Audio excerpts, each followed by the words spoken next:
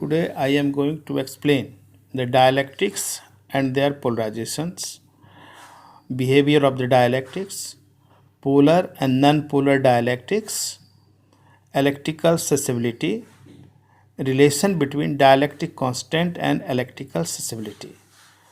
In step by step, first try to understand the word dialectic.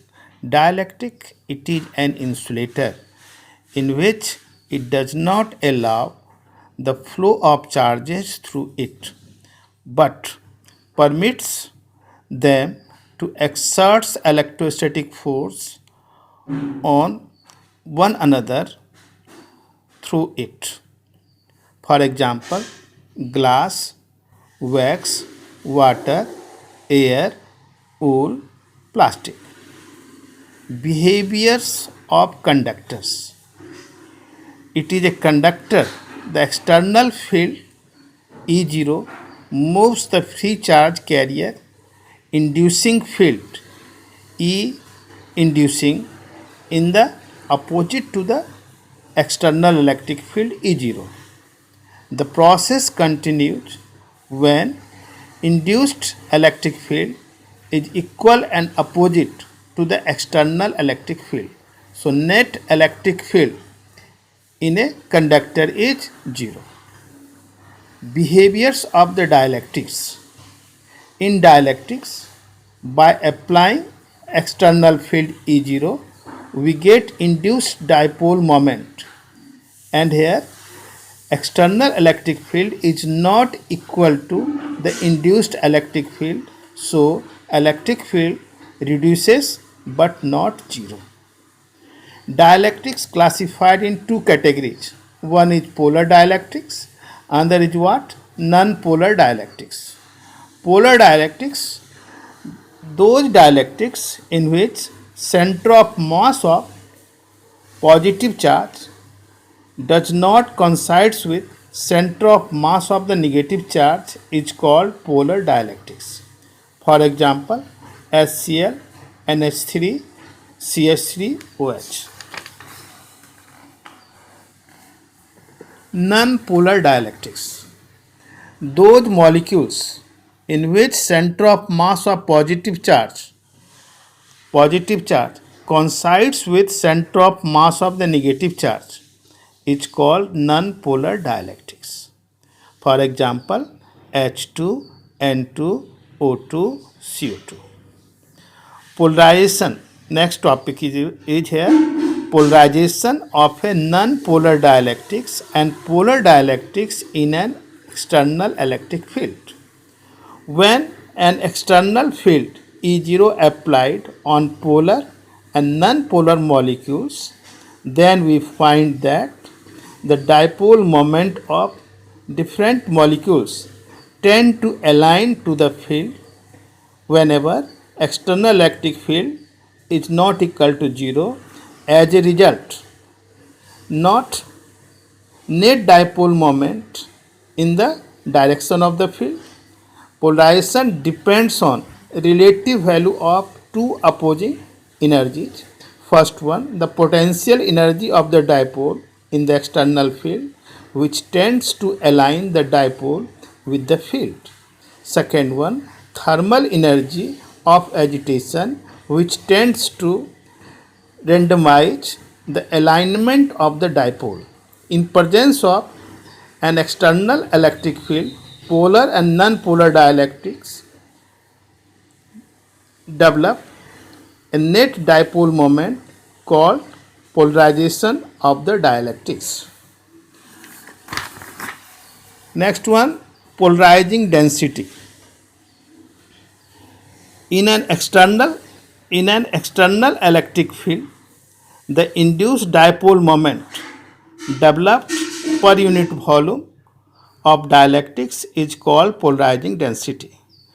Due to polarization surface charge density sigma p equal to qp by A. The dipole moment per unit volume or polarization density P equal to dipole moment of dielectric divided by volume of the dielectrics. So here dipole moment Qp into D, and volume of the dielectric A into D. So we get what? Qp by A equal to sigma P. Sigma P the what? Surface charge density due to polarization. Now electric susceptibility. In case of polarization, we find that the polarization P depends on the electric field. So P directly proportional to E. It means that when external electric field applied on the dielectrics, then positive charge moves in one side and negative charge moves in other sides, and they are separated by certain distance, then we get induced dipole moment. Okay, and that induced dipole moment due to polarization, which represented by P. So P is directly proportional to E, and proportional converts in equal to, then P equal to epsilon naught chi E, where chi is called susceptibility, epsilon naught is also constant term, chi is also constant terms. Okay, and that chi is called susceptibility. So susceptibility chi equal to P by epsilon naught E. Hence the ratio of the polarization to epsilon 0 times the electric field called electric susceptibility. Now relation between dielectric constant and electrical susceptibility. The net electric field in a polarized dielectric equal to E0 minus EP. This is the what? Net external field. E0 the what? Net electric field. E0 is the what? External field which will be applied on our dielectrics. Okay, so due to dielectrics, okay, due to presence of dielectric, the net electric field in a polarized dielectric equal to E0 minus EP, and EP equal to sigma P by epsilon naught, and its value equal to what? P by epsilon naught.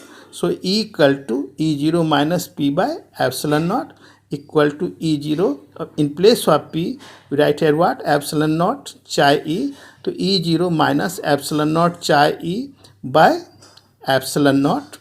In this way, we get E by E equal to E0 by E minus chi, or 1 equal to K minus chi. So K equal to 1 plus chi.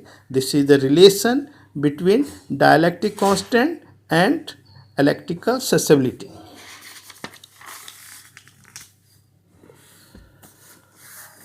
Now, our next topic, conductors and insulators.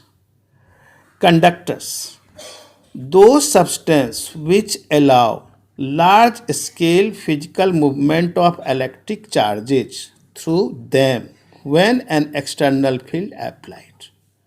For example, silver, copper, aluminum. Insulators, in presence of external field, when the substance do not allow the physical movement of electrical charges through them, called insulators. For example, diamond, glass, wool. Okay, insulators are dielectrics. Insulator is said to be what? Dielectrics. Okay, so free and bound charges. Free and bound charges. In metallic conductors, outermost orbits have electrons are loosely bound in the nucleus called free charges. These free charges are move freely inside the metal and opposite to the external electric field. But the positive ion, which consists of nuclei and electrons, moves around the nuclei in fixed orbit. These positive ions are called bound charges. In electrolytic conductors, both positive and negative ions are free charge carrier, but in case of insulators, both electrons and positive ions are the bound charges. Next one, electrical capacitance of a conductors.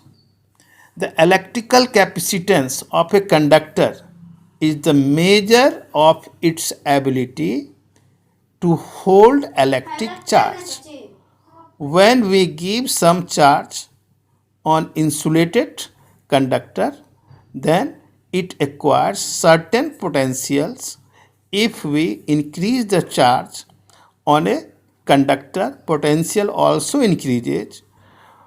For charge Q, increase potential V, then Q proportional to V or Q equal to CV, where C is constant called capacitance of a conductor. Hence, the capacitance of a conductor may be defined as the charge required to increase the potential of the conductor by limit amount or unit amounts. Sorry. So, capacitance is the ratio of what? Charge and potential. Capacitance of a conductor depends on first one, size and shape of the conductors, nature, permittivity of the surrounding mediums, presence of the other conductor. SI unit of capacitance is farad, and 1 farad equal to 1 coulomb by 1 volt. So its value is coulomb volt minus 1, and its dimension coulomb divided by joule per coulomb equal to coulomb square by joule. So we get its dimension value m minus 1 l minus 2 t4 a square. Thank you. Have a nice day.